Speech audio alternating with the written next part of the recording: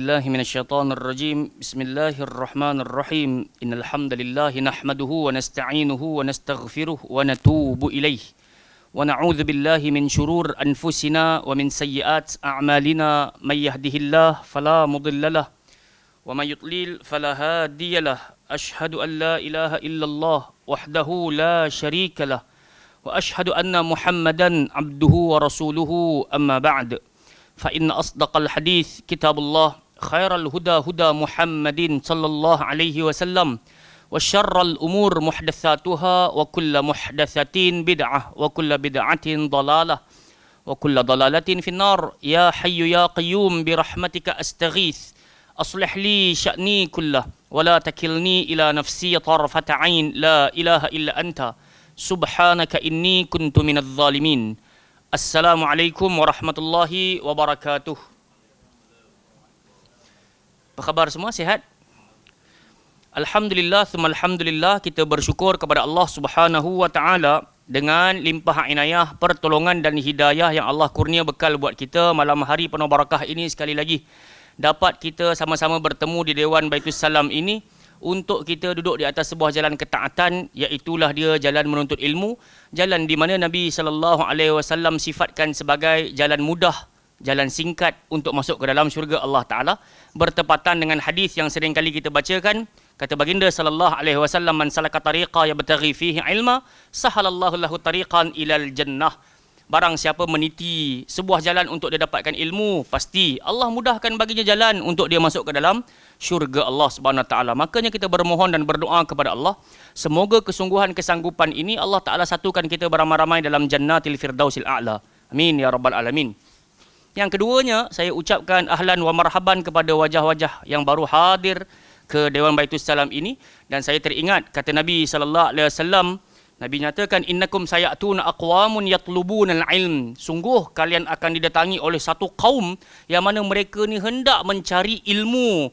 Fa idza wajaduhum, saat kalian bertemu dengan mereka, faqulu lahum, sebutlah ungkapan ini kepada mereka, ahlan wa marhaban bi wasiyyati Rasulillah sallallahu alaihi wasallam. Selamat datang kepada pemegang-pemegang wasiat Nabi sallallahu alaihi wasallam. Jadi tugas kita hadir ke majlis taklim bukan setakat untuk memperbaguskan diri, akan tetapi dalam waktu yang sama kita kena ada semangat untuk mengislahkan orang lain juga. Dan ketahuilah, saat kita menjadi saleh, kita dicintai oleh umat manusia. Saat kita menjadi musleh, kita akan diserang dari pelbagai arah.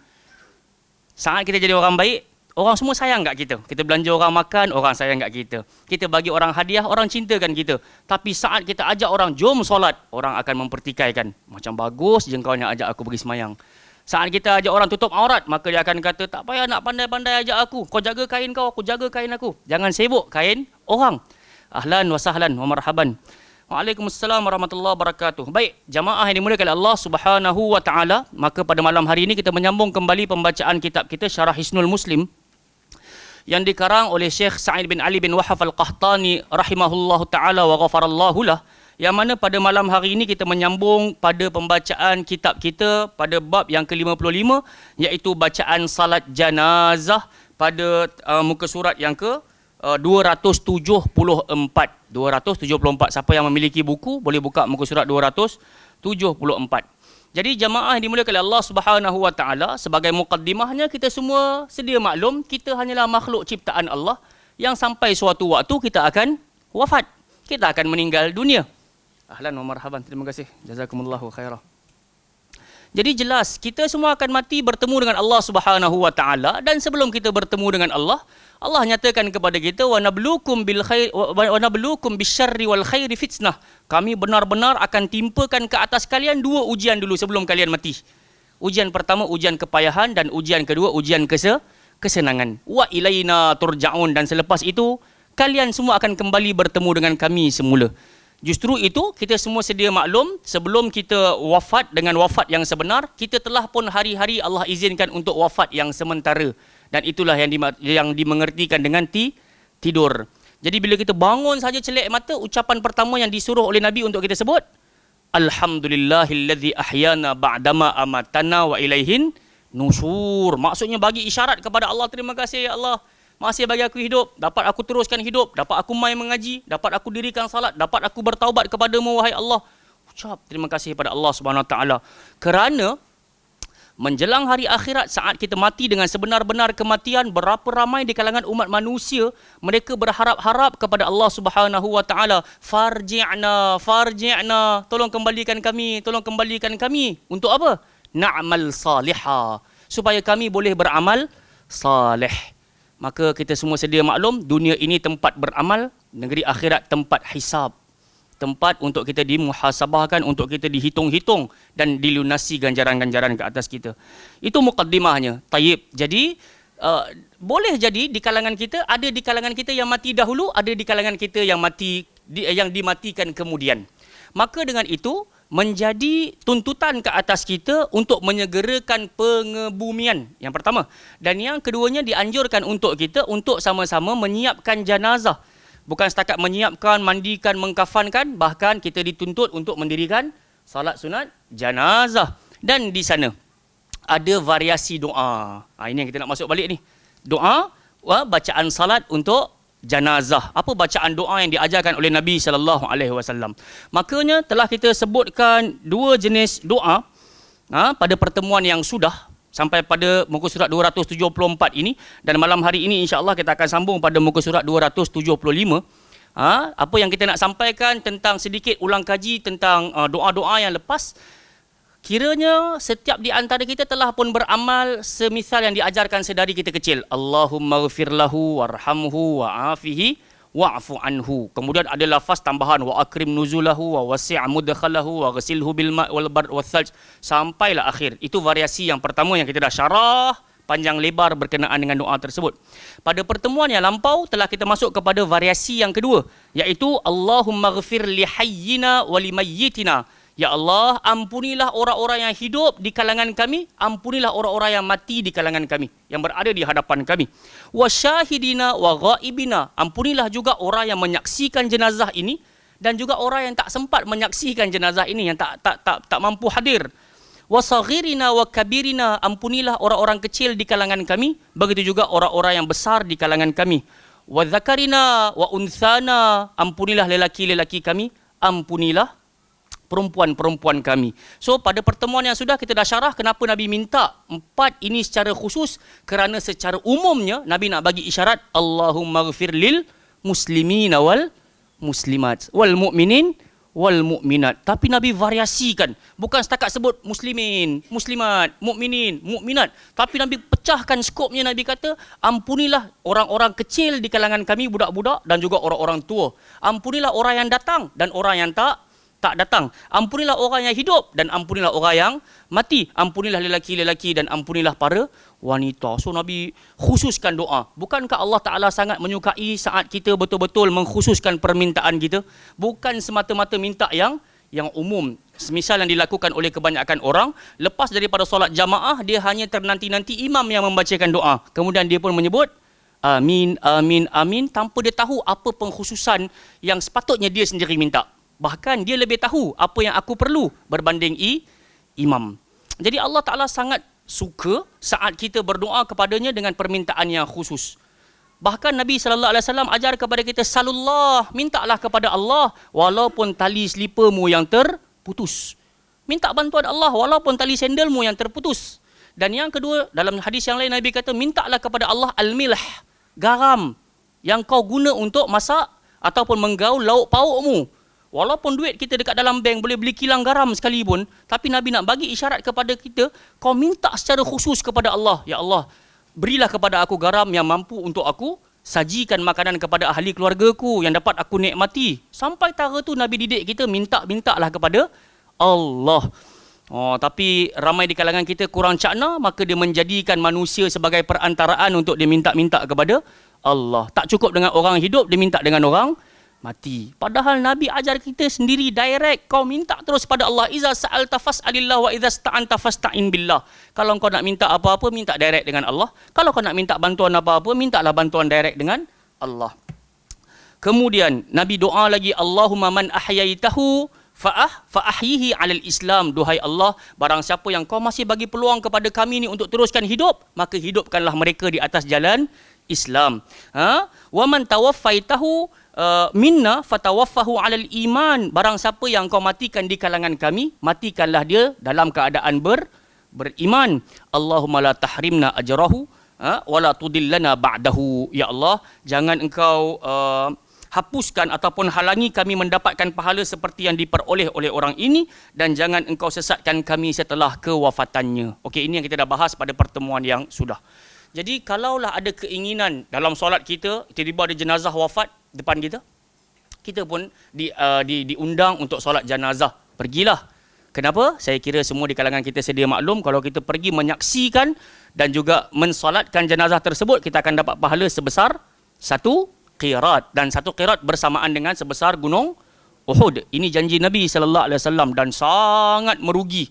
Saya kiranya kalau kita pergi Mekah, Madinah, hampir setiap waktu kita dengar as-salatu 'alal amwat rahimakumullah, as-salatu 'alal mayyit, as-salatu 'alal al-mar'ah, macam-macam. Maksud nak bagi tahu ada jenazah, dan ramai di kalangan kita berebut-rebut. Tapi dekat Malaysia, kiranya ada orang mati, jarang orang suka nak pergi isi jadual salat jenazah tersebut. Boleh jadi mungkin dia kata tak ada kena-mengena dengan aku, padahal dekat Mekah pun kawan yang mati tu pun tak ada kena-mengena dengan dia juga, tapi dia berebut-rebut nak dirikan salat. Tapi dekat tempat kita ni boleh jadi kurang ajakan, kurang apa kita panggil, diberitahu kepentingan dan juga keutamaan pahala ganjaran salat sunat jenazah ini.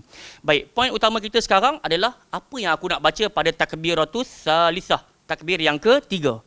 Sebab salat jenazah tak memerlukan rukuk, tak memerlukan sujud. Jadi kita hanya setakat mengangkat 4 kali takbir. Yang takbir pertama, apa nak kena baca? Sebelum Al-Fatihah, dianjurkan isti'adzah. A'udzubillahi minasyaitanirrajim. Tak payah doa iftitah. A'udzubillah terus masuk bismillah, Al-Fatihah, alhamdulillahirabbil alamin. Takbir yang kedua salawat, dan yang ketiga yang kita nak belajar pada malam hari ini yang sambungannya, okey. Selain daripada Allahumma ghfir lahu warhamhu wa'afihi wa'fu anhu kalau dia lelaki. Allahumma ghfir laha warhamha wa'afiha wa'fu anha kalau dia perempuan. Kalau dia 2 orang, Allahumma ghfir lahuma warhamhuma wa'afihima wa'fu anhuma. Kalau dia ramai, Allahumma ghfir lahum warhamhum wa'afihim wa'fu anhum. Jadi begitu. Itu antara variasi, dan saya kira ramai orang dekat tempat kita memang baca doa itulah. Jadi kita yang sebagai penuntut ilmu ni, kita nak angkat darajat kita daripada awam menjadi talabatul ilm, para penuntut ilmu. Dan saat kita beramal dengan kita punya ilmu tu, maka layaklah kita digelar sebagai ulama. Tapi bukan kita yang sanjung diri kita, aku ulama, bukan begitu. Boleh faham? Jadi kenapa kita kena jadi orang pandai ni, orang alim ni? Sebab Nabi kata fa innal alima la yastaghfiru lahu man fis samawati wa man fil ardi hatta al haitanu fil bahr. Keutamaan menjadi orang berilmu, seluruh penduduk langit, seluruh penduduk bumi, sehinggakan ikan dalam air pakat-pakat berdoa kepada Allah, ya Allah, ampunkan dosa dia, ampunkan dosa dia, ampunkan dosa dia. Maka dengan itu kita datang pada malam hari ini bukan nak tunjuk kita pandai, tapi kita cuba nak mendapatkan ilmu supaya suatu hari nanti kita mampu untuk beramal, dan moga-moga dengannya seluruh penduduk langit bumi hatta ikan-ikan dalam air mendoakan pengampunan untuk kita. Amin ya rabbal alamin. Baik, jadi pada malam hari ini jom kita sama-sama sebutkan doa sebelum kita pergi kepada penerangan lebih terperinci pada muka surat 275, doa yang ke-158. Jom sama-sama kita sebutkan, Allahumma inna fulana ibna fulanin fi zimmatika wa habli jiwarika faqhi min fitnatil qabri wa azabin nar wa anta ahlul wafa wal haqqi faghfir lahu warhamhu innaka anta al-ghafurur rahim, innaka antal ghafurur rahim. Boleh? Jadi itu di antara doa yang ketiga yang dapat kita belajar pada malam hari ini, yang dibacakan oleh siapa? Junjungan besar Nabi kita Muhammad sallallahu alaihi wasallam, dalam posisi nak bagi tahu kepada kita, kita boleh berdoa dengan variasinya. Tidak mesti Allahumma ghfir lahu warhamhu wa'afihi wa'fu anhu. Dia tidak hanya sebatas Allahumma ghfir li hayyina wa li mayyitina. Tak. Makanya kita boleh baca pada malam hari ini dengan menyebutkan nama fulan bin fulan secara direct. Kalau contoh yang mati tu nama dia Muhammad Faiz bin Usman, kan? So kita boleh direct baca Allahumma inna Muhammadan Faiz ibn Uthman fi zimmatik. So kita boleh baca macam tu. Kita sayang sangat dekat ayah kita sayang sangat kat mak kita sayang kat kawan-kawan kita boleh direct sebut nama dia dekat dalam takbir tu yang ketiga. Dalam solat jenazah kita. Jom kita tengok. Datang daripada mana hadis ini jalannya? Ni cerita pasal sanad ni kan? Kan? Tak, kita tak bahas bab sanad lah. So kita tengok terus kepada dalilnya an Wathilah bin Al-Asqa' radhiyallahu anhu qala shalla Rasulullah sallallahu alaihi wasallam ala rajulin minal muslimin fa asma'ahu yaqul. Kata Wathilah bin Al-Asqa' radhiyallahu anhu, apa katanya? Shalla Rasulullah, suatu hari Nabi sallallahu alaihi wasallam mendirikan salat janazah ala rajulin minal muslimin, ke atas seorang lelaki di kalangan orang-orang Islam, fa asma'ahu yaqul, dan di kala itu aku telah mendengar Nabi sallallahu alaihi wasallam membacakan doa ini. Nabi membacakan doa ini, dan apakah doa tersebut yang kita baca beramai-ramai tadi? Allahumma inna fulana bin fulanin fi zimmatika, yang membawa erti, ya Allah ya Tuhanku, sesungguhnya fulan bin fulan berada dalam tanggunganmu. Wa habli jiwarika, dia turut berada dalam pendampinganmu. Faqihi, jauhkanlah dia min azabil qabr, daripada terkena azab kubur, ataupun min fitnatil qabr, daripada fitnah kubur, dan juga wa azabin nar, jangan sampai dia terkena azab neraka. Wa anta ahlul wafa wal haq, sesungguhnya engkau selalu menunaikan janji dan juga kebenaran. Faghfir lahu warhamhu, ampunilah dia, kasihanilah dia. Innaka antal ghafurur rahim, sesungguhnya engkau maha pengasih lagi maha pengampun lagi maha mengasihani. Jadi dekat sini kita dapat lihat Nabi sallallahu alaihi wasallam, yang pertamanya Nabi membaca secara kuat. Ketika ditanya, maka yasma'ahu Wathilah Ibn Al-Asqa', ketika mana dia dengar tu, semua ulama-ulama menyatakan maksudnya Nabi baca dengan bacaan yang kuat, tak lain tak bukan yajharu sallallahu alaihi wasallam lit-ta'lim, supaya Nabi nak ajar. Kalian nak baca apa? Sebab kita dituntut untuk follow rapat Nabi sallallahu alaihi wasallam, bukan pandai-pandai mengadakan benda yang Nabi tak buat. Walaupun kadang-kala benda tu baik dari sudut logik akal, tapi jika mengikuti petunjuk Nabi sallallahu alaihi wasallam, itulah jalan bahagia. Kenapa engkau buat macam ni? Nabi buat. Kenapa engkau baca macam ni? Nabi baca macam ni. Jadi kita rasa lapang dada. Nak beramal tu tak rasa ralat. Tapi kalau benda tak ada ni, kita rasa macam betul. Dari sudut logik akal nampak elok, molek, cantik. Tapi bila tidak ada sandaran, menyebabkan kita terkapai-kapai dan cuba-cuba mencari pelbagai bentuk alasan dan jalan keluar supaya membolehkan yang benda tadi pun jadi boleh. Tapi dah terbentang jelas di depan mata kita, apa nak kena bikin, apa nak kena sebut, jangan tinggalkan. Jom kita lihat kepada perbahasan doa ini. Sebagaimana saya buat sedikit pembacaan, makanya disebutkan salatul jinazah rahmatun lil mayyit. Kenapa didirikan solat jenazah? Tak lain tak bukan kerana rahmat untuk si mati. Maksud rahmat, selain daripada rahmat itu sendiri, dia bererti sebagai tanda kasih kita kepada orang yang baru wafat. Jadi jalan kasih kita tu dengan buat macam yang Nabi suruh, dan kita sebut macam yang Nabi pohon-pohonkan. Dan di dalam doa, di dalam bacaan yang ketiga dalam takbir ni, kalau kita perasan, di dalamnya ada permohonan ampun dan permohonan kasih sayang. Kasihanilah dia.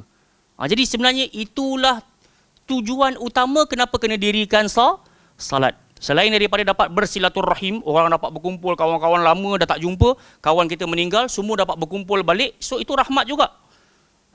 Dalam waktu yang sama kita dapat mendoakan kebaikan orang yang baru wafat secara khusus. Kadang-kadang kita terlupa. Abang terlupa muka saya terlupa muka abang, terlupa muka Abu Talha, terlupa. Dan kita tak boleh nak ingat selalu. Tapi saat ada kematian melibatkan seseorang daripada kenalan kita, maka kita boleh doa secara khusus dengan menyebutkan nama dia. Kemudian apa katanya lagi? Faqad syuri'at lid-du'a, ilah telah disyariatkan untuk kita mendoakan jenazah tersebut.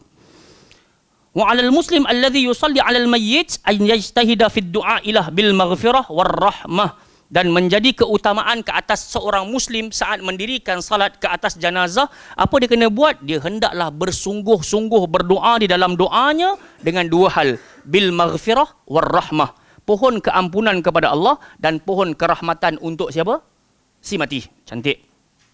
Wa kana an-nabiy sallallahu alaihi wasallam yusari'u fis salah ala man mata minal muslimin. Dan Nabi sallallahu alaihi wasallam merupakan orang yang sangat bersegera untuk mendatangi, menyaksikan dan mendirikan solat jika ada di kalangan kaum muslimin yang wafat ataupun meninggal dunia. Fa salatuhu alaihim nurun wa rahmah. Dan solat yang Nabi dirikan merupakan cahaya dan juga tanda kasih kepada si mati. Kita dah pernah syarah dah dahulu berkenaan dengan salat. Nabi sallallahu alaihi wasallam sebut apa? At-tuhur syatrul iman. Kebersihan itu sebahagian daripada iman. Walhamdulillah tamla'ul mizan. Kalau engkau sebut alhamdulillah, mizan Allah menjadi berat, timbangan Allah berat. Wa subhanallahi walhamdulillah tamla'u au tamla'ani ma bainas samawati wal ard. Kalau engkau sebut subhanallah walhamdulillah, maka timbangan Allah akan menjadi lebih berat daripada langit dan juga bumi. Was-salatu nurun. Solat itu merupakan cahaya. Was-sadaqatu burhanun. Sedekah engkau itu merupakan dalil dan bukti keimananmu. Nak jadi orang yang beriman ni, antara dalil dan buktinya, dia tak takut nak belanja. Tak kisah belanja orang ke, belanja isteri ke, belanja anak-anak ke, belanja kawan ke, belanja jiran ke, belanja. Ada duit, jangan simpan-simpan. Boleh faham? Maksud simpan-simpan ni kadang-kadang ada orang dia suka menghitung-hitung sampai tak belanja langsung. Saya pernah jumpa satu karakter, hatta dia nak beli baju untuk diri sendiri pun dia takut-takut. Dia ada duit. Dan dia takut-takut. Dia nak berjalan, pergi tempat peranginan pun dia risau. Takut duit jatuh dan juga duit habis. Bahaya. Jadi apa nak kena bikin? Nabi SAW kata, tanda seseorang itu beriman saat dia bersedekah. Dalil, dia burhan, petunjuk kepada keimanan. Was-sabru diyaun. Dan kesabaran itu merupakan cahaya yang lebih besar. Maka dengan itu kita nak relatekan dekat sini, kenapa kita mendirikan salat, kenapa Nabi SAW bersegera mendirikan salat, kerana disebutkan fasalatuhu alaihim nur.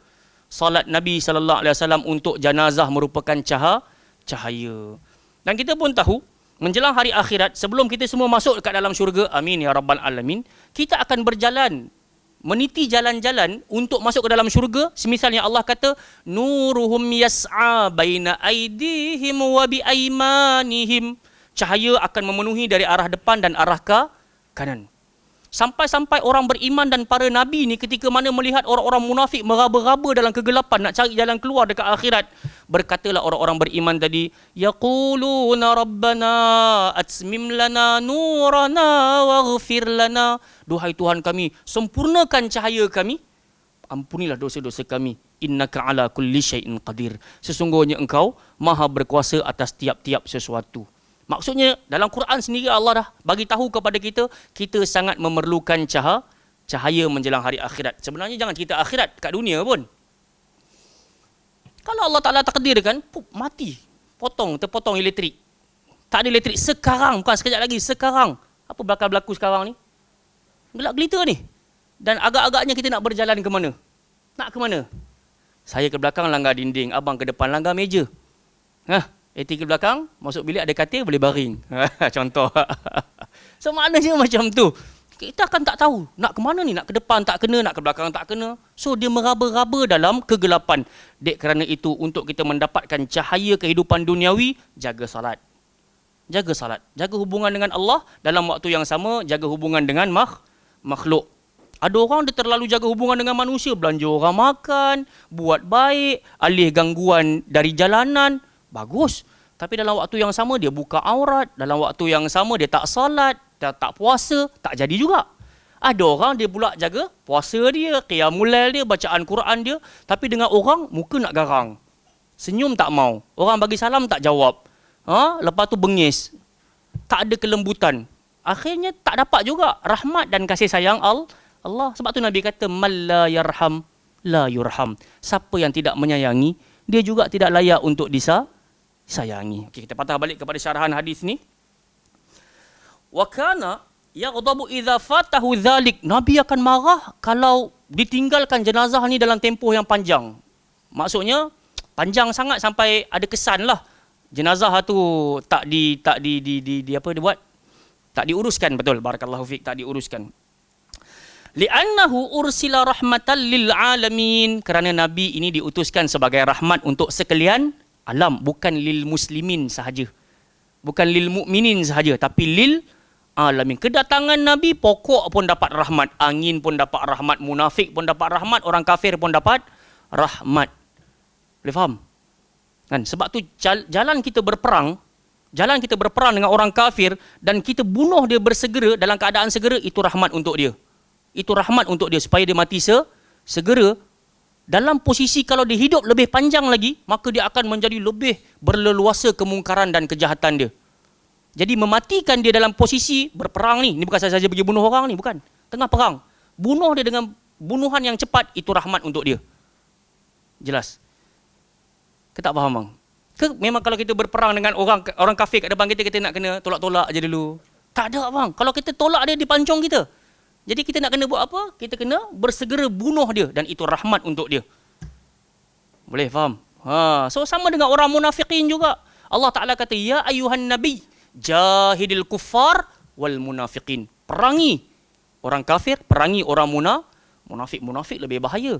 Pasal dia lepak dengan kita. Tapi bila mana kita belah, dia pergi jumpa geng-geng dia.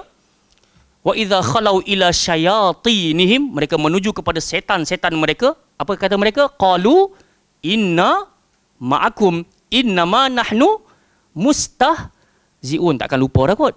Surat 3. Tak, bukan cerita hebat hafalan. Tak, awal-awal surah Baqarah kan. Pernah dengar kan? Qalu inna ma'akum innama nahnu mustahzi'un. Kita geng lah sebenarnya. Dia cakap dekat syaitan-syaitan mereka ni. Maksudnya dia punya grup. Dengan kita ni pun dia kata kami saja lepak dengan mereka je pun. Main-main. Korek-korek rahsia.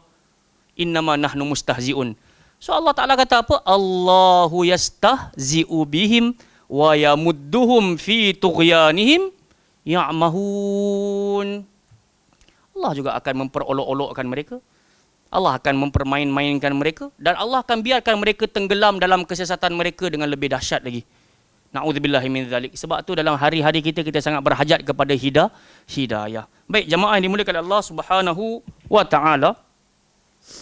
Wa fi hadzal hadis yukhbiru Wasilah bin Al-Asqa' radhiyallahu anhu bima kana yaquluhu an-nabi sallallahu alaihi wasallam fi du'a 'alal mayyit. Maka dengan hadis yang kita baru bacakan beramai-ramai tadi, doa yang kita bacakan, kita sebutkan beramai-ramai tadi, maka disebutkan oleh Wasilah bin Al-Asqa' radhiyallahu anhu betapa Nabi sallallahu alaihi wasallam pernah mengucapkan doa ini di dalam doanya ketika mendirikan salat jenazah untuk si mati. Fayaqulu sallallahu alaihi wasallam, maka berkata Nabi sallallahu alaihi wasallam, minta maaf, fayaqul shalla bina Rasulullah sallallahu alaihi wasallam, Nabi mendirikan salat bersama-sama dengan kami, ala rajulin minal muslimin, ke atas seorang lelaki daripada kaum muslimin, ai salat jenazah. Salat apa namanya? Salat jenazah. Fasami'tuhu yaqul, kemudian aku, kata Wasilah, aku dengar Nabi sebut, Allahumma inna fulan ibna fulan fi zimmatik, ai fi hifzika wa amanika wa damanika. Ini maksud daripada doa ni. So kita tengok dekat sini. Fi zimmatika ni maksud apa? Ya Allah, ya Tuhanku, sesungguhnya fulan bin fulan berada di bawah pengawasanmu. Apa maksud pengawasan tu dekat sini? Betul tak pengawasan? Tanggungan. Fi hifzika wa amanika wa damanika. Ini maksud daripada perkataan zimmatik. Zimmatik ni ada 3 erti. Hifz, penjagaan. Yang kedua, maksudnya adalah amanika. Selain daripada penjagaan, berada dalam keamanan yang ditanggung olehmu, wahai Allah. Dan juga wadamanika, berada di bawah jaminanmu. Kita ni semua berada bawah jaminan siapa? Allah Subhanahu wa Ta'ala. Kita tak mampu nak berpijak atas kaki sendiri tanpa bantuan Allah Subhanahu wa Ta'ala. Sama macam kita selalu duduk sebut-sebut kan. Kita dapat petunjuk malam hari ni pukul 8 ada kelas di Baitus Salam tingkat 1, Salak Saud, Kuala Lumpur. Kita dapat hidayah tu. Hari Ahad, minggu kedua, minggu keempat ada kelas. Tapi jika Allah Azza wa Jalla tak bagi taufik dan bantuan, boleh sampai tak? Tak boleh. Makanya kita bukan datang atas kemampuan diri sendiri. Tak lain tak bukan dia dengan petunjuk yang Allah ilhamkan dan Allah bagi bantuan. Kalau kita bersemangat daripada rumah tadi pakai baju elok-elok, gosok baju pakai serban, bawa tongkat tasbih sekali pun, tiba-tiba kalau Allah Ta'ala takdirkan tayar motor kita pancit, tiba-tiba ada aksiden dan tak menyebabkan kita nak datang, boleh sampai tak? Tak boleh sampai juga. Okey, tayyib. Jadi itu maksud zimmatik, tanggungan. Kemudian li'annahu kana yusalli subha ma'ahum. Kenapa Nabi sallallahu alaihi wasallam sebutkan doa ini kepada si mati ni? Pasal si mati itu tadi dia solat subuh bersama-sama dengan kami. Ini di antara yang disebutkan syarahannya. Kenapa Nabi doa Allahumma inna fulan bin fulan fi zimmatik? Sebab kawan tu waktu subuh dia semayang sekali dekat belakang Nabi sallallahu alaihi wasallam, ja'alahu fi zimmatillah.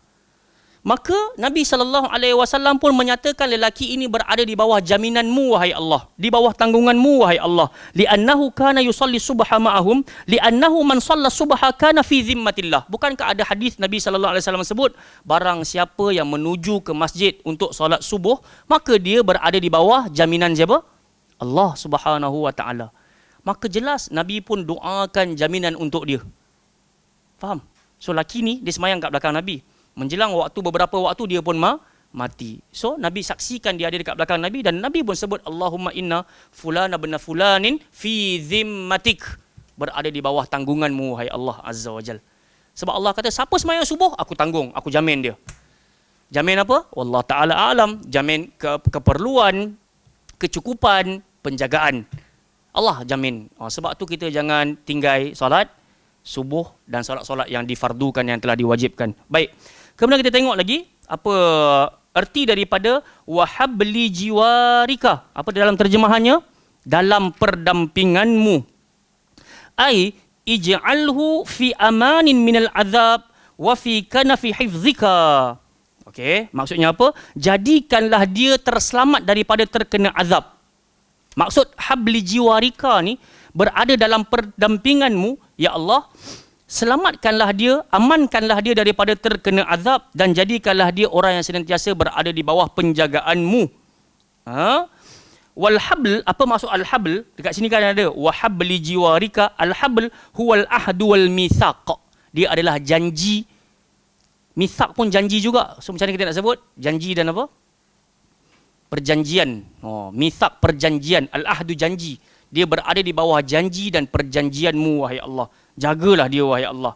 Faqihi, maka dekat sini Nabi SAW minta faqihi min fitnatil qabri wa azabin nar. Ay najjihi min su'alil qabri wa anwa'i azabihi min adh-dhulumati wad-dayyiq. Ya Allah, ya Tuhanku, selamatkanlah dia dengan jalan dia mampu menjawab soalan-soalan di dalam kubur, wa anwa'i azabih, dan juga jenis-jenis azab dan ujian dari sudut kegelapan dan kesempitan. Dari sudut kegelapan dan kesempitan. Kalau kita baca doa yang pertama tu kan, ada doa apa? Wa wassi' mudkhalahu. Betul? Wa akrim nuzulahu. Muliakanlah tempat tinggalnya. Wa wassi' mudkhalahu. Luaskanlah apa? Kuburnya, tempat masuknya. Wa wassi' mudkhalahu waghsilhu bil ma' wal bar wal thalj. Bersihkanlah dia, mandikanlah dia daripada apa? Air sejuk, air dan juga air salji. So diminta oleh Nabi pada doa yang pertama tu. Dan ini variasinya Nabi kompres. Maksudnya waqfaqihi min fitnatil qabr. Inilah fitnah-fitnah kubur yang bakal berlangsung. Soal jawab yang jika amal kita betul-betul sahih atas muka bumi, amalan ni akan tolong jawab.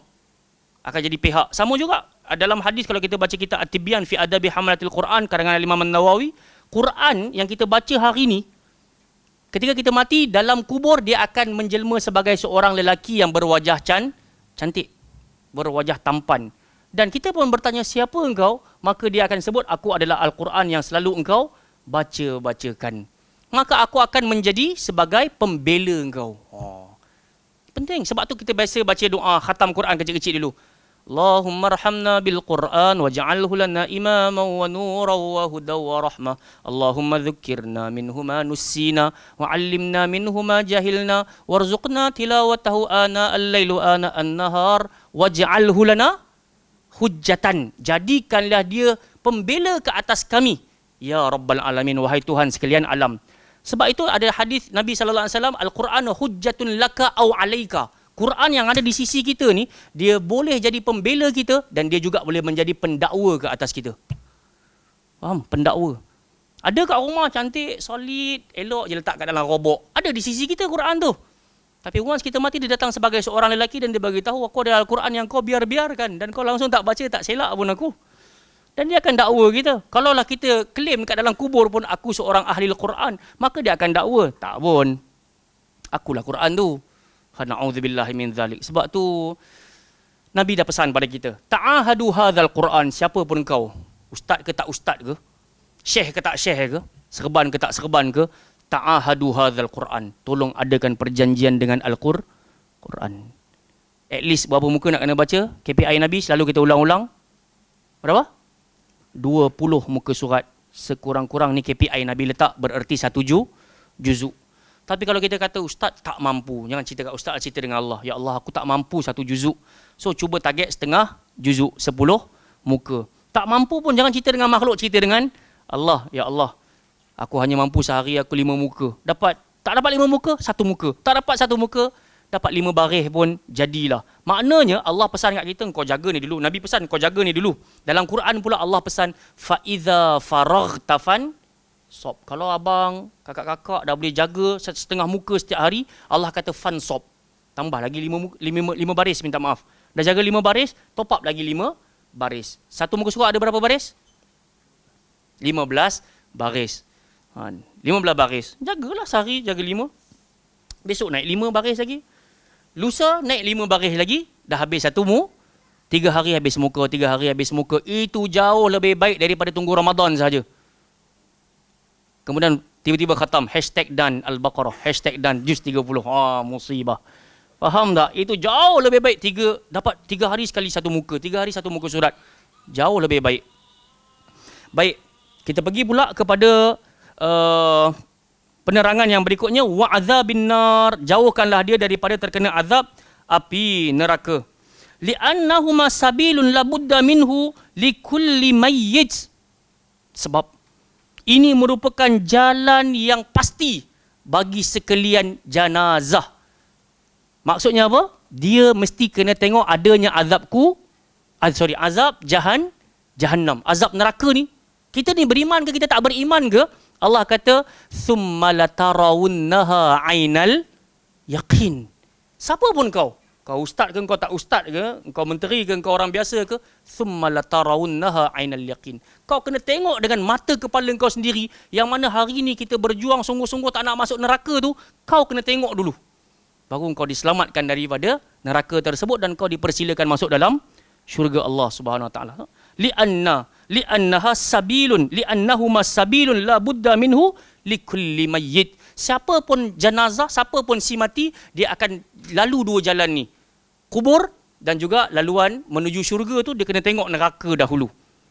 Jadi sebab tu dalam solat kita Nabi ajar kita, fil alamin innaka hamidum majid. Antara doa yang paling simple, Allahumma inni as'alukal jannah wa a'udzubika minan nar. Ya Allah, aku nak masuk syurga. Ya Allah, aku tak nak masuk dalam neraka. Okey, jelas dekat situ. Kemudian Nabi kata apa lagi? Wa anta ahlul wafa'i wal haqqi. Apakah maksudnya? Sebelum tu, fannajatu lil mu'min wal halakatu lil kafir. Makanya kejayaan hanya untuk orang beriman, kecelakaan untuk orang kafir. Jelas. Wa anta ahlul wafa' ay bil wa'd. Engkau terkenal sebagai zat yang selalu berpegang pada janji. Ahl. Kita panggil ahli Al-Quran. Apa maksud ahli Al-Quran? Syahir? Orang yang selalu berdamping dengan Al-Quran. Sebab tu Nabi kata, Iqra'ul Quran fa innahu ya'ti yaumal qiyamati syafi'an li ashabih. Bacalah Al-Quran kerana Al-Quran akan menjadi syafaat. Apa maksud syafaat? Penolong ataupun pembantu, dalam erti kata yang lain, penggenap bagi mereka yang selalu berdamping, sahabat. Apa maksud sahabat? Orang yang selalu ada dekat sisi kan. Li ashabih. Nabi kata orang yang jadikan Quran sebagai teman karibnya. Kemana-mana ada Quran. Kemana-mana ada je waktu dia nak baca Quran. Quran tu akan jadi syafi'ah. Sebagai pembantu, pembela. Jadi kita nak harap macam tu lah. Sebab tu Nabi suruh buat perjanjian dengan Quran. Ada orang dia hari-hari dengar lagu, tapi dia tak tenang pun. Dan berapa ramai orang yang mendengar kepada muzik dan juga lagu akhirnya memberi kesan kepada diri dia. Yang awalnya dia biasa je. Dia tidaklah terlalu syahwat dia tak terlalu tinggi kepada wanita. Dengar dia biasa je, dia nampak perempuan A B C D, dia tengok okey biasa je perempuan. Tapi kerana dia dengar kepada muzik dan juga lirik-lirik cumbuanmu, pelukanmu, faham tak? Dia duk dengar tu, akhirnya dia masuk dalam hati. Dan akhirnya bila dia lihat tu, dia terkenang lirik tu, cumbuan, ciuman, dia akan automatik akan ingat. Faham tak? Tapi kalau kita, dan dia akan ada keinginan, kalaulah aku dapat cium, kalaulah aku dapat peluk. Itu yang dikatakan, jalan paling mudah nak dapat ilmu dengan dengar. Tapi once kita asyik dengar lagu, dia akan bagi impact dalam hati. Dan menyebabkan terrealisasi dengan perbuatan. Kalau kita baca Quran selalu, surah An-Nur ayat 30 untuk lelaki, ayat 31 untuk perempuan, Allah kata, وَقُلْ لِلْمُؤْمِنِينَ يَغُضُّونَ مِنْ أَبْصَارِهِمْ. Untuk perempuan, وَقُلْ لِلْمُؤْمِنَاتِ يَغْضُضْنَ مِنْ أَبْصَارِهِنْ وَيَحْفَظْنَ فُرُوجَهُنْ. Allah kata pesan dekat laki-laki, tunduk pandangan. Pesan dekat perempuan-perempuan, tundukkan pandangan. Kepada mereka berdua, jaga kehormatan diri. Bila kita asyik mulazamah dengan ayat Quran ni, kita tengok je perempuan, kita tahu bukan kata-kata kita bagus tapi sekurang-kurangnya keselaluan kita mendengar Quran baca dengan posisi kita faham maksudnya menyebabkan kita akan tunduk. Tapi kerana kita duk dengar cumbuanmu, rayuanmu, pelukanmu, dakapanmu, kita akan terarah ke arah tu. Boleh nampak? Sebab tu muzik dan Al-Quran tak pernah berjalan seiringan. Dia macam dunia dengan akhirat. Siapa jadikan keutamaan dunia dalam diri dia, dia tak akan dapat akhirat. Tapi siapa jadikan akhirat keutamaan dalam dirinya, dia akan dapat bahagian dunia dia. Kita kejar akhirat, bahagian dunia ni kita pasti akan dapat. Dengan jalan usaha sungguh-sungguh lah. Tapi kalau orang selarikan, dia kata setengah jam untuk muzik, setengah jam untuk Quran, dia tak akan jalan sekali. Dia tak akan boleh dapat.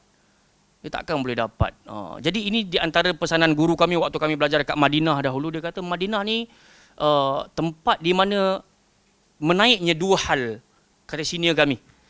Dia kata sama ada kau cari ilmu ataupun kau cari duit.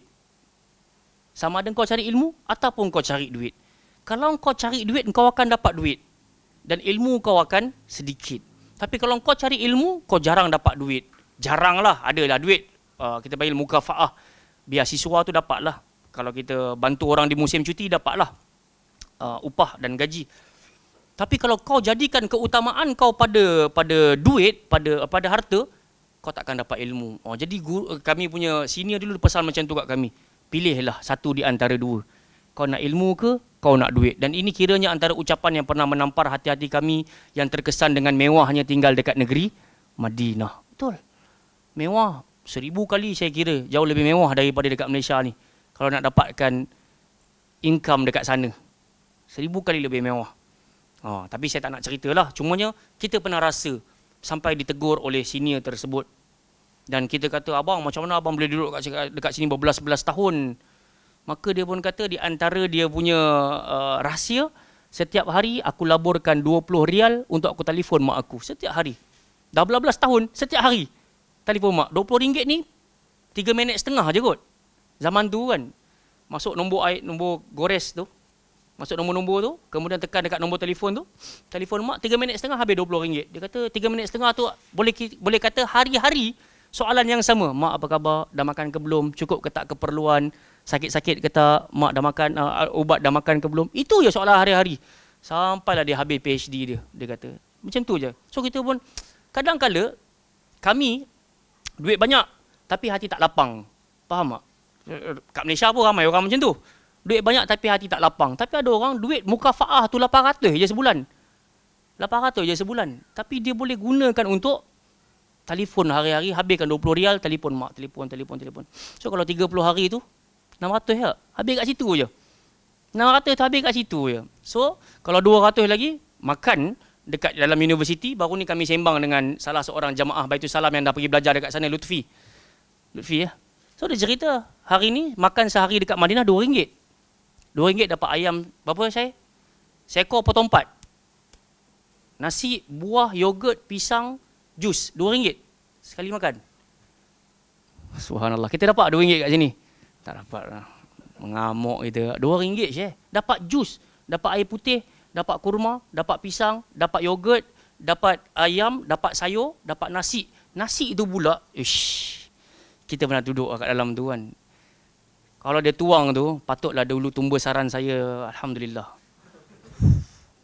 Betul, wallahi. Banyak portion, memang banyak. Allah Ta'ala hadiahkan duduk kat sana. Boleh tak? Jadi begitulah. Samalah perjuangan kita. Kalau kita cuba dapatkan dunia, kita tak dapat akhirat. Tapi kalau kita cari akhirat, Allah akan jaga dunia kita. Cuma kena usaha sahaja. Baik, tadi dekat mana? Anta ahlul wafa.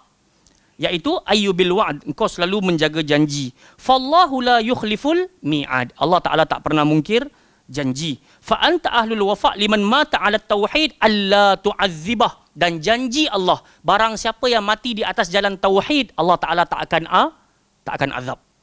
Sebab tu start daripada hari ni kita kena mulazamah la ilaha illallah Muhammadur Rasulullah. Bukankah kita pernah dengar hadis afdal zikr la ilaha illallah. So utama-utama zikir la ilaha illallah. Sebab tu zikir pagi ada option sekali, 10 kali, 100 kali. La ilaha illallah wahdahu la syarika la lahul mulku wa lahul hamdu wa huwa ala kulli syai'in qadir. Demi Allah, hari-hari kita kena sebut. Hari-hari kena sebut supaya sebelum kita wafat dan kita pejam mata, mudah untuk kita mengungkapkan dalam waktu yang sama kita berjalan di atas kefahaman syarat-syarat la ilaha illallah. Maka kalau kita mati di atas kefahaman yang lurus, Allah tu'adzibah, janji Allah, dia tak akan mengazab mayat tersebut. Boleh nampak? Tak bolehlah kita ahli maksiat tiba-tiba mati berharap Allah tak azab. Tak boleh. Kita ada anak 4 orang, 3 dengar cakap, seorang tak dengar cakap. Agak-agak layanan pada yang seorang ni sama ke tak sama dengan 3 ni? Tu anak kita sendiri tau. Bukan anak orang jiran ni, bukan. Anak sendiri. 4 orang, 3 dengar cakap, seorang tak dengar cakap. Pasti layanan dia sedikit berbeza. Boleh jadi dia makan lambat sikit ke, ayam dia kecil ke, Allah Ta'ala alam. Kita cakna tak cakna pasal dia ke. Tapi 3 lagi ni yang dengar cakap ni mesti kita all out. Kau nak apa cakap saja. Baju kau baru beli, nak beli lagi, silakan. Pasal apa? Sayang. Sayang. Baik. Kemudian walhamdi. Apa maksud alhamdi? Ai walhamdu wahdaka. Walhaqqi, sepatutnya walhaqqi. Allah Azza wa Jalla selalu berada di atas jalan kebenaran. Bukan atas jalan. Allah selalu berada di atas kebenaran. Allah Ta'ala tak pernah menipu. Kan? Allah Ta'ala tak pernah menipu. Jadi once kita buat sesuatu, Allah kata manja abil hasanah falahu asyru amthaliha. Satu kebaikan kau buat, aku balas 10. Wa manja abis sayyi'ah fala yujza illa mithlaha. Kalau kau buat satu kejahatan, aku hanya balas satu kejahatan tadi je. Wa hum la yuzlamun. Kau tak akan pernah dizalimi oleh aku. Ni Allah punya janji dan kebenaran Allah Subhanahu wa Ta'ala. Kemudian tengok apa Nabi minta. Faghfir lahu warhamhu. Ampunilah dia, kasihanilah dia.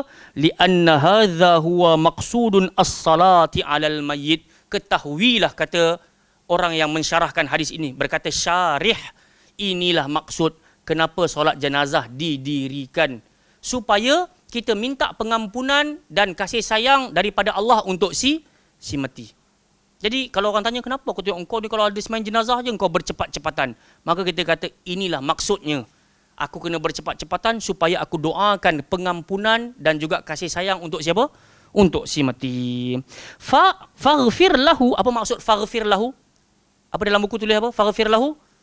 Ampunilah dia bimahwis sayyiat. Ampunilah dia wahai Allah dengan jalan kau hapuskan kesalahan-kesalahannya semua sekali. Kita berharap ya Allah, bila kita sebut Allahumma ghfir lahu, ya Allah ampunilah dia dengan jalan kau hapuskan keseluruhan kesalahan-kesalahan dia. Warhamhu, maksudnya apa? Rahmatilah dia bi raf'id darajat, dengan jalan kau angkat darajat dia. Ya Allah, kasihanilah dia dengan jalan kau angkat darajat dia. Saya dah pernah ceritakan hadis di mana seorang lelaki yang masuk dalam syurga, Nabi cerita, hari demi hari darajat dia diangkat-angkat. Sampai dia kata dekat Allah, anna li hadza ya Rabb, macam mana aku dapat ni ya Allah? Maka Allah pun kata bistighfari waladuka laka, hari ni darajat engkau diangkat, angkat pasal anak engkau tak putus-putus minta kepada aku supaya aku ampunkan dosa engkau. Maka hari demi hari darajat engkau diangkat. Sebab tu penting kita kahwin. Kahwin cepat. InsyaAllah. Kahwin. Kemudian dapat berdoa kepada Allah semoga mendapatkan apa? Isteri yang salihah dan zuriat yang salih dan juga salihah. Sebab tu untuk orang yang belum berkahwin, mereka lebih utama untuk beramal Rabbana hablana min azwajina wa dhurriyyatina qurrata a'yun. Kerana nak jadi salih dan salihah ni bukan selepas kahwin. Sebelum daripada kahwin tu sendiri dah kena set aku nak yang macam mana dan bagaimana. Sebab cantik tu subjektif. Kita tengok kawan tu cantik, ada orang tengok biasa-biasa saja, ada orang nampak tak cantik langsung. So subjektif, mata kita berbeza-beza. Tapi at last yang menyebabkan kita berbahagia, kata Nabi sallallahu alaihi wasallam, al-mar'atus salihah. Seorang wanita yang sah. Apa ciri-ciri dia? Idza nazara ilaiha sarrathu. Kau tengok je wajah dia, hati kau berbunga-bunga. Oh, isteri aku, isteri aku, isteri aku. Seronok tengok muka isteri. Kadang-kadang kita balik rumah tengok pun, innalillahi wa inna ilaihi raji'un. Pasal dia tak memahami hadis ni. Faham tak? Kain batik kusam, rambut tak bersisir, bedak bagaikan tepung. So dan akhirnya kita tengok, aduh, rumah tak terjaga kan. Pinggan tak dibasuh. Alamak, dia tak. Itulah maksudnya nak jadi salihah ni, Nabi dah bagi isyarat dah, benda yang menyebabkan manusia tu sangatlah berbahagia. Idza nazara ilaiha sarrathu. Kau tengok kau happy. Wa idza amaratha wa idza amaraha ata'athu. Yang kopi secawan, dia terus pergi buat, tak cakap banyak.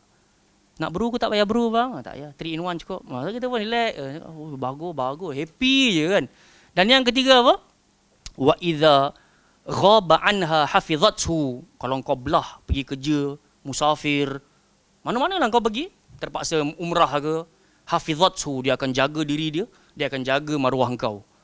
Ini ciri-ciri kebahagiaan seorang lelaki, seorang insan, dia dapat isteri salihah. Maka dengan itu, saat mereka mendapatkan zuriat-zuriat, anak-anak, pastilah orang-orang begini dia akan jaga anak-anak ini dengan memberikan ilmu yang bermanfaat. Maka dengan itu kita pun berkata kepada Allah, warhamhu, kasihanilah dia dengan jalan darajat dia diangkat.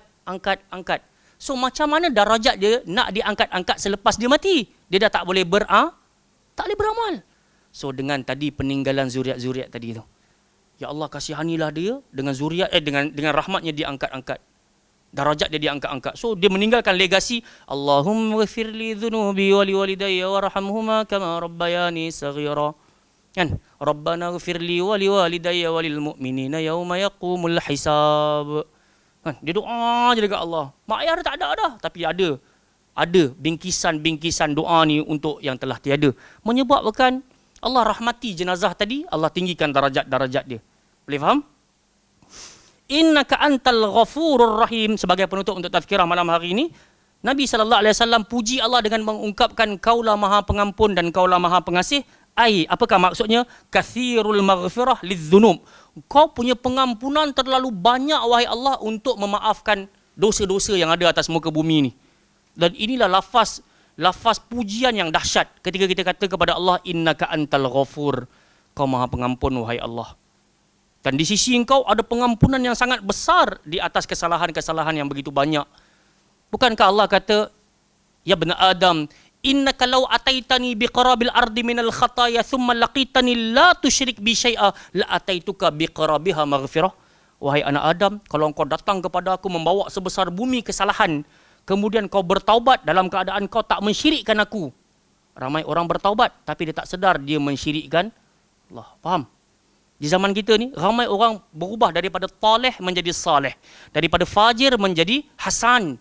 Daripada jahat nak jadi baik. Dan dia pun berubah dengan pakaian dia. Pakai jubah, pakai serban. Macam-macam lah kaedah. Dan dia sangka aku telah berubah. Dalam hadis ni Allah kata, Thumma laqitani. Kau berubah, engkau bertaubat, kau bertemu dengan aku.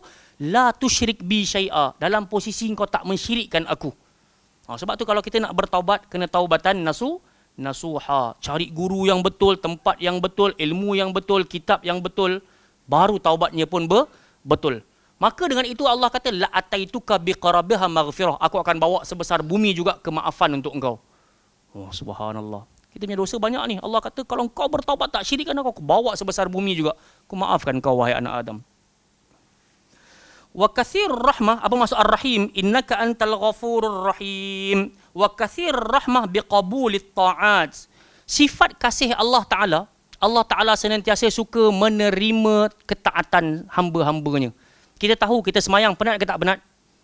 Penat tak semayang? Nak kena bangun daripada katil, mata bengkak-bengkak mengantuk, nak kena pula ambil wuduk. Kemudian Nabi anjurkan laula an asyqa ala ummati la amartuhum bisiwak inda kulli salah. Sebelum nak solat Nabi kata kalau boleh, kalau tak susahkanlah umat aku harap sangat depa gosok gigi dulu ataupun bersiwak sebelum Benda tu memenatkan. Kalau tak ada kayu sugi kita pula rasa alamak kayu sugi apa beruh gigi kat belah sana pula, nak kena pi ambil pula, penat. Betul. Kemudian kita pun dengan dah cerah dah mata lepas ambil wuduk tu, kita pun nak angkat takbir, hadap kiblat, nak bentang sejadah, angkat tangan, baca Fatihah pula. Penat. Benda ni memenatkan. Tapi Allah Ta'ala kata, aku zat yang rahim, maha mengasihani. Dan sifat kasih aku biqabulit ta'at. Ketaatan yang kau buat kerana aku akan terima. Dan bukan setakat terima, tapi aku akan lunasi ganjarannya. So, kalau kita faham seketul-seketul macam ni, kita tak kelang kabut baca bismillahirrahmanirrahim, alhamdulillah rabbil alamin, arrahmanirrahim, maliki yaumiddin. Kita tak baca macam tu dalam semayang kita. So kita akan baca dengan posisi fa, cuba memahami. Alhamdulillahi rabbil alamin. Faham? Bukankah Allah Ta'ala reply? Allah kata apa bang? Apa Syahir? Hamadani abdi, hamba aku telah memuji aku. Ar-Rahmanir-Rahim, asna alayya abdi, hamba aku puja pula aku. Maliki yaumiddin, majjadani abdi, hamba aku sedang memuliakan aku, telah memuliakan aku. So setiap bacaan kita tu ada balasan, reply daripada Allah Subhanahu Wa Taala. Menyebabkan kalau kita faham hakikat ni, kita tak akan baca Alhamdulillahirabbil alamin, Rahmanir-Rahim, Maliki yaumiddin, iyyaka na'budu wa iyyaka nasta'in, ihdinas siratal mustaqim, siratal ladzina waladdallin. Tiba-tiba je kan. Satu. Tambah kita semayang seorang-seorang. Jika semayang dengan makmum, semayang dengan imam, kita menjadi makmum. Kalau imam bagi order, kita kena terus follow. Walaupun baru sampai, iyyaka na'budu wa iyyaka nasta'in, tiba-tiba imam kita bersebut, Allahu Akbar. So kita pun rukuklah. Walaupun di sana ada perbahasan lah. Kena baca bagi habis ke, kena baca tak bagi habis ke. So once kita berpegang, bacaan kita ditanggung oleh bacaan imam, maka bila imam tu bagi order, Allahu Akbar, kita pun kena rukuk juga. Allahu Akbar. Baik. Kemudian, innaka antal ghafurur rahim itu. Wa fi hadha isyaratun ila sa'atin rahmatihi wa maghfiratihi wa syumulihima.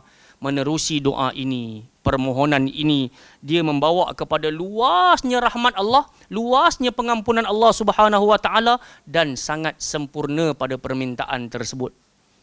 Boleh? Jadi ini antara variasi doanya. Saya ingat malam ni dapat habis 2 doa ni, tapi rupa-rupanya baru habis doa ni je. So insya-Allah next pertemuan kita akan sambung pada doa yang terakhir berkenaan dengan doa dalam solat janazah. Moga-moga Allah Ta'ala bagi bantuan kepada kita, bukan setakat datang belajar, tapi cuba, selalu saya ingatkan diri saya dan kita semua, try hafal. Kemudian atas motor cuba try ulang-ulang, atas kereta cuba ulang-ulang. Sebab once kita semua tak tahu siapa di kalangan kita yang tersayang akan pejam dulu.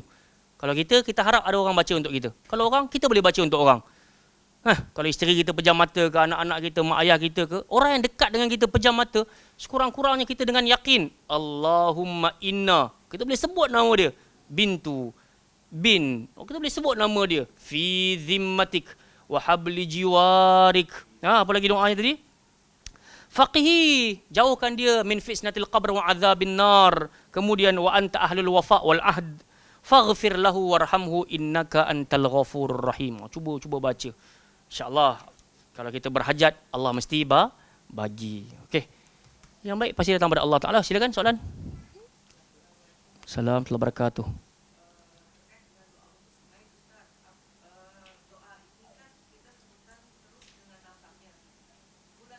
Betul. Okey. Wallahu Ta'ala a'lam. Ini amrun ghaibiyat. Ini perkara ghaib, tapi sekurang-kurangnya kita beriman dengan hadis Nabi, innamal a'malu bin niyat. Kita niatkan untuk baca kepada fulan bin fulan, tapi boleh jadi tersilap dalam dalam sebutan. Boleh ulang soalan? Oh, soalannya adalah kita dituntut untuk bacakan doa pengampunan dengan menyebutkan nama fulan bin fulan. Tapi boleh jadi sebutan tersebut namanya tersalah. Ali bin Abu, tiba-tiba kita sebut Ali bin Ahmad. Lebih kurang macam tu soalannya. So, adakah sampai doa tersebut kepada si mati? Jadi kita sebutkan tadi, itu amrun ghaibiyat. Dia benda yang kita tak nampak, kita hanya bermohon. Dan kita sangka baik dengan Allah, semoga ianya sampai. Dan dalam hadis, kalau kita baca, apa kita panggil tu? Hadis 40 kan? Arba'in Nawawiyah. Kita akan jumpa, innamal a'malu bin niyat, hadis pertamanya. Iaitu, setiap amalan terhitung dengan niatnya. Jadi kita berharap semoga kesalahan tadi itu tidak menjejaskan pahala untuk kita sampaikan ataupun doa untuk kita bacakan pada si mati. Sebab tu juga dengan baik-baik sebagai penutup kan. Sebelum kita tidur, memang kita dituntut untuk baca 2 ayat terakhir daripada surah Al-Baqarah. Di dalamnya ada doa, Rabbana la tu'akhidna in nasina au akhtana. Duhai Tuhan kami, jangan sakiti kami kalau kami terlupa, kalau kami tersalah. Sebab hakikat nama pun manusia, wa masumiyal insan illa linasih. Manusia dinamakan insan sebab dia banyak lupa dan leka dan lalai. Jadi biasalah tersalah nama, tersalah sebut. Moga sampai dan Allah Maha tahu ianya sampai ataupun tidak, dan dialah Allah penyempurna kepada setiap balasan. Semoga yang baik-baik untuk kita dunia dan akhirat. Amin ya rabbal alamin. Masya-Allah. Boleh baca? Boleh, tak jadi masalah. Cuma tajuk besar kita hari ini doa ketika salat janazah. Kita dengar Wathilah bin Al-Asqa', dia kata, aku dengar Nabi baca time salat. Maksudnya doa ni dia termasuk dalam keumuman.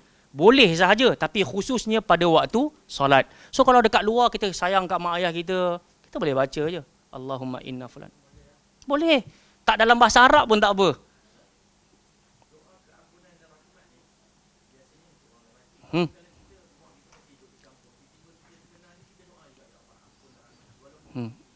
Boleh, tak jadi masalah. Tak jadi masalah. Sebab tu di antara ciri-ciri doa seorang anak yang saleh, maka dia sebut waqur rabbirhamhuma kama rabbayani saghira. Baca doa. Sekejap. Silakan. Zat. Bismillah. Tak jadi masalah. Kenal ke tak kenal, kita boleh doa. Sebab tu dalam tuntutan berdoa, memang Nabi anjurkan untuk kita baca Allahumma ghafir lil muslimin wal muslimat wal mu'minin wal mu'minat al ahya minhum wal amwat, yang hidup ataupun yang telah meninggal dunia. Dan kita tak pernah jumpa yang dah meninggal tu. So ada anjuran untuk mendoakan mereka yang masih hidup dan juga nasab. Silakan.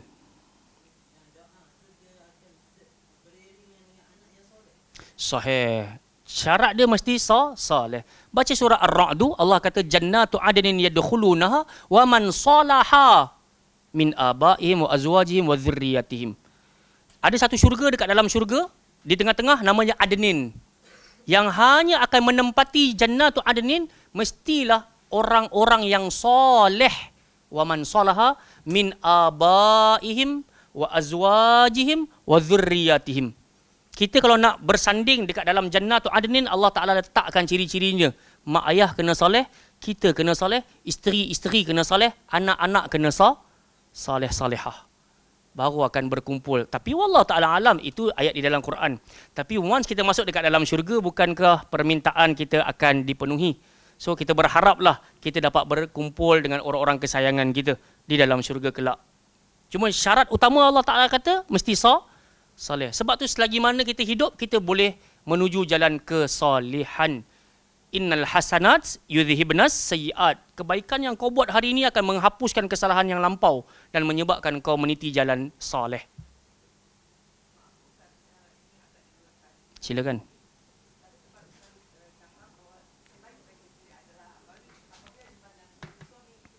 Betul.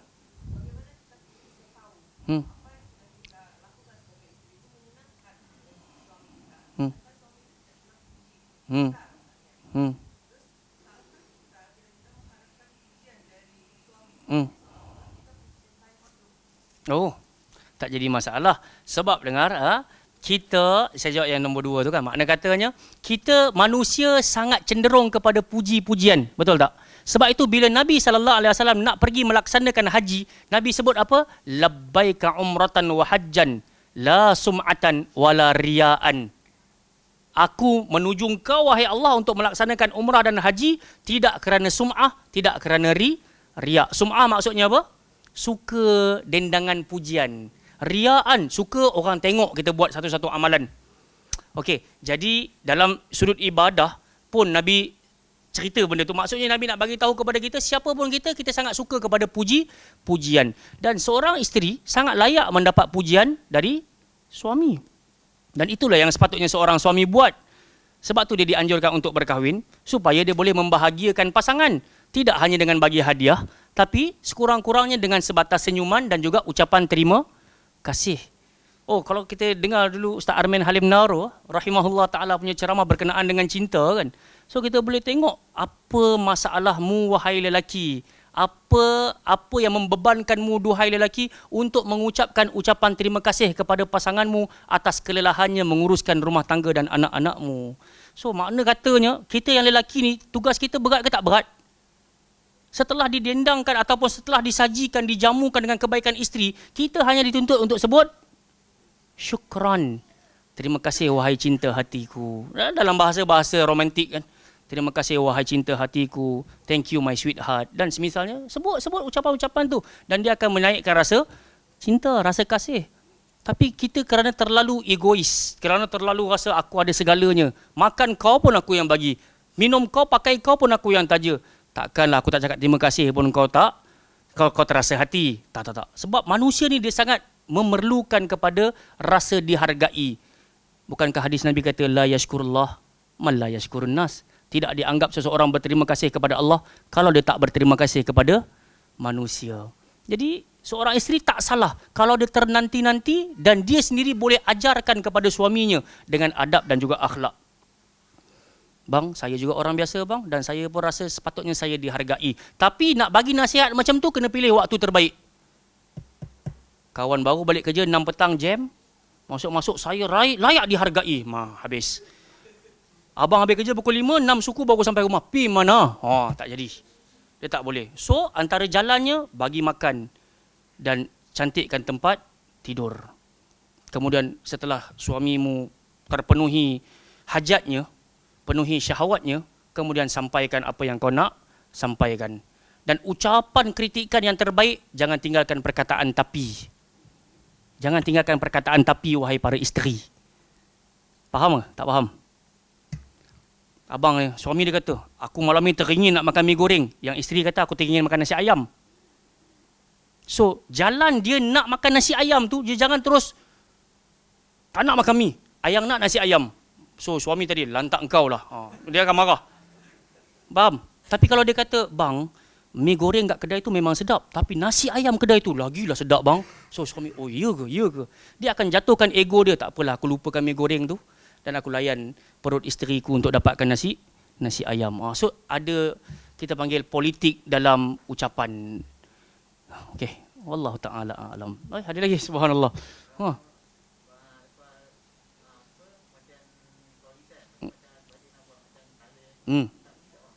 Kalau tak pergi pun tak apa. Sebaik-baiknya tak pergilah. Silakan. Betul. Dan kalau kita tak pergi, tak jadi masalah. Betul, tak jadi masalah. Cuma begitulah. Still kena ada diplomasi dalam penyampaian. Jangan tunjuk yang kita ni, macam mana kita nak sebut? Betul, kita berpandukan Quran dengan sunnah. Tapi jangan tunjuk yang kita ni penentangannya tu tanpa adab dan akhlak. Cakap baik-baik, saya minta ampun, minta maaf. Dengan ilmu yang kita dapatkan, tak membenarkan untuk kita buat dan hadir. Harap faham dan moga-moga tidak ada tomahan. Cakap baik-baik macam tu saja. InsyaAllah ada orang akan faham.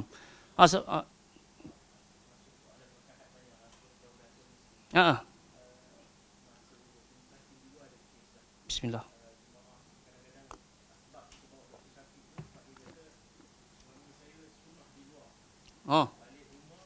Punah.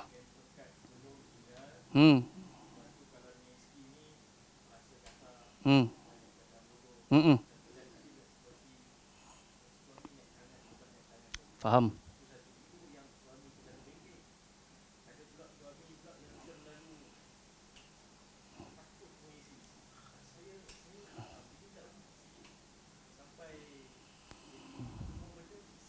Tentukan. Okey, faham. Macam mana? Oh, nasihat. Okey, nasihatnya. Soalan pertama tadi sekali lagi. Terlalu garang. Okey, dah dapat tangkap dah. Okey. Dan selekeh. Taib. Sebab tu Allah Taala sebut dalam surah Al-Baqarah, innallaha yuhibbut tawwabin wa yuhibbul mutatahhirin. Allah Taala sangat cinta kepada orang yang bertaubat dan orang yang bersih. Bersih ini maksudnya bukan setakat bersih hati, tapi bersih pada penampilan. Saya selalu sebut untuk nasihat diri saya dan kita semua adalah duta kepada agama ni. Kita represent siapa dia, apakah itu Islam, siapakah menjadi follower Nabi Muhammad sallallahu alaihi wasallam. Banyak kita baca kitab Syama'il Muhammadiyah, Nabi ada koleksi celak, Nabi ada koleksi perfume, Nabi ada koleksi baju-baju yang indah, Nabi ada koleksi pedang, Nabi ada koleksi kuda dan unta. So nak menunjukkan versatile. Nabi seorang kolektor. Tak salah kalau mampu dan tak membazir. Sebab tu sebelum Nabi wafat, barang-barang berharga apa Nabi buat? Infak. Yang baik-baik semua Nabi infakkan. Jadi saya nak patah balik kepada soalan tadi. Kita datang majlis ilmu yang kata kita belajar sunnah ni, poin utama dia bukan untuk memperkeraskan hati. Kita lunak dengan orang luar, tapi kita keras dengan orang dalam. Bukankah Nabi kata khairukum li ahlihi wa ana khairun li ahli? Sebaik-baik kalian orang yang terbaik terhadap family kalian dan aku orang terbaik terhadap family aku. Kalau aku buat baik dengan family aku, kalian umat aku follow lah. Faham? Bukan hanya pada berdentum-dentam pada 2, 3 dan 4. Tapi yang satu pun tak terjaga kebaikannya. Faham maksud saya? Bila pergi kat orang ni, kau ni bila nak tambah, nak tambah apa benda? Quran pun semuka tu tak berubah-ubah. Faham tak? Jadi, jangan. Kita belajar sunnah ni, bukan untuk nak memperkeraskan hati. Jadi kalau kita betul-betul nak nampak kita punya tanda ikhlas mengikut Al-Quran dan sunnah, antara jalannya kita berbuat baik kepada siapa dulu? Isteri dan anak-anak. Ibda' binafsika wa biman ta'ul, kata Nabi, kau mulakan dengan diri kau dahulu, jangan kedekut dengan diri. Beli jam, beli baju, beli kopiah, beli kasut, beli motor, beli kereta, beli. Mula dengan diri kau dulu. Kemudian jaga orang yang berada di bawah tanggunganmu, baru yang lainnya. Kalau kau boleh berani untuk diri kau, untuk orang lain no problem dah. Kalau kau boleh buat baik dengan isteri kau, maka dengan orang lain pun no problem dah. Tapi kalau kau berkira untuk diri kau, kau berkira dengan isteri kau, dengan orang lain pun kau akan berkira-kira. So kena berhati-hati. Kan? Dalam Quran banyak Allah kata wa anfiqu, belanjakan. Belanja. So bukan simpan. Tapi kena ada rancangan. Ya ayyuhalladzina amanu sabiru wasabiru warabitu. Wahai orang-orang beriman, bersabarlah, tambahlah kesabaran, adakan perancangan. La'allakum tuflihun, moga-moga kau berjaya. Ada duit, ada rancangan. Yang ni apa kita panggil? Bayar hutang, bayar elektrik, bayar tuition, bayar duit kereta, duit minyak. Adakah perancangan? Berjaya kau. Tapi kalau kau tak ada rancangan, ambil Menate, ambil Starbucks, tak ada langsung simpanan. Dan akhirnya takdir Allah aku miskin. Bukan. Rancangan tak ada. Dan akhirnya isteri akan bengang. Beras kat rumah tak cukup, jam 1000 beli. Perancangan tak kena. Dan itu menyebabkan pergolakan rumah tangga. Jadi berbuat baik dengan isteri. Dan saya kira kebanyakan suami yang senang-senang malam-malam boleh pergi lepak minum ke, kan? Dia boleh tengok bola ke, dia boleh majlis ilmu sampai pukul 11 malam sekali pun. Kerana dia jaga hak isteri, dan isteri tadi faham. Keperluan aku telah pun terpenuhi. Jadi kalau kau nak ambil your time, yang kita panggil apa, me time tu, silakan. Tapi isteri akan rasa tak puas hati kalau kita asyik me time, keperluan dia tak dipenuhi. Kemudian untuk yang kedua tadi, isteri terlalu kontrol suami. Berhati-hatilah suami untuk ditaati. Kerana Nabi SAW sebut, kalau aku diperintahkan untuk menyuruh seseorang sujud kepada seseorang, la amartun nisa antas juda li zaujiha, pasti aku akan suruh isteri sujud kepada suami. Nak bagi tahu besarnya apa kita panggil? Darajat, tingkatan suami berbanding orang lain. Jamaah yang dimuliakan Allah Subhanahu Wa Taala, kiranya hormatlah kepada suami. Dan insya-Allah mudah-mudahan cakap yang baik-baik dengan suami dan jangan jadi queen control. Berhati-hati sebab kita risau kita nampak hebat di mata umum. Suami aku tak boleh keluar. Tulis kat status Facebook. Kawan-kawan pun gelakkan. Ki screenshot bagi kat satu grup. Kena ejek, kita pun moral down. Jangan. Na'udzubillahi min dzalik. Daraballahu mathalan lilladzina kafaru imra'ata Nuhin wa imra'ata Lut. Dalam Al-Quran Allah kata kami tunjukkan permisalan orang-orang kafir. Siapa dia? Dia adalah isteri Nabi Nuh, dia adalah isteri Nabi Lut. Isteri Nabi Allah kata kafir. Sebab apa?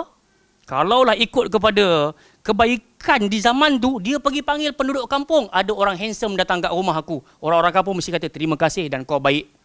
Betul? Tapi di sisi Allah, falam yughniya anhuma minallahi syai'an, langsung tak ada kebaikan di sisi Allah Subhanahu Wa Taala. Wa qila dakhulan nar ma'ad dakhilin, masuklah kalian berdua wahai isteri Nuh, wahai isteri Lut, ke dalam neraka bersama-sama dengan orang yang dimasukkan ke dalam neraka. Na'udzubillahi min dzalik. Jadi kita hari ni kalau isteri kita pun lawan cakap kita ke ataupun tak dengar cakap, so dia adalah benda yang tak mustahil. Di zaman Nabi sendiri pun ada di kalangan para isteri yang melawan. Jadi adalah ujian kekeluargaan tu akan ada. Cuma hari demi hari sebelum kita mati, kita penuhkan ilmu dengan ilmu yang bermanfaat sampai kita jadi suami mithali, sampai kita jadi isteri yang salihah. Dengan itu kita ajar generasi kita menjadi anak-anak zuriat yang saleh dan salihah. Allah Ta'ala a'lam. Jadi kuliah kekeluargaan malam hari ini, alhamdulillah, bermula daripada kematian sampai kahwin. Tak kahwin juga tak tahu. Sahib, dari guru-guru kami dulu sebelum balik, dia tak habis-habis akan mendoakan kami, zawwajakumullahu bikran wa thayyiba. Semoga Allah kahwinkan kalian dengan anak dara dan juga janda-janda. Amin ya rabbal alamin. Ini untuk kalian insya-Allah. Saya dah, alhamdulillah. Subhanakallahumma wa bihamdika asyhadu an la ilaha illa anta astaghfiruka wa atubu ilaik. Sallallahu ala nabiyina Muhammad ala alihi washabihi wa baraka wasallam. Assalamualaikum warahmatullahi wabarakatuh.